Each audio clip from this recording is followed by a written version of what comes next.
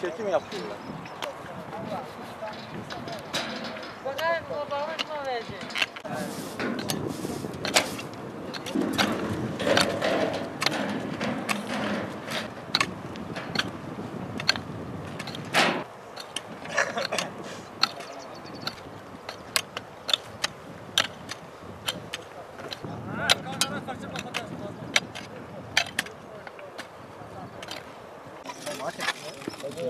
Basın davet edilecek hocam zaten.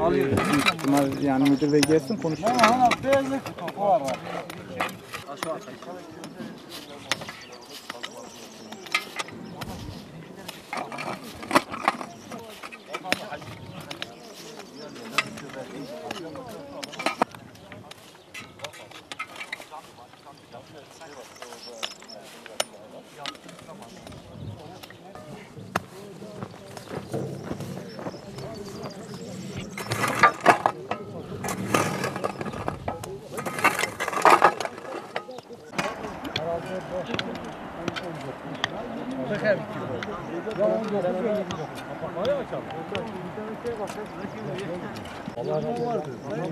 Çapayla kazın ya.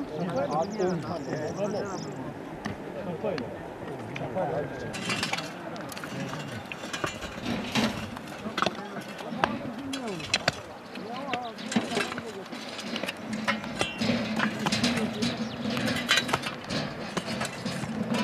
Birden masak olmuşsa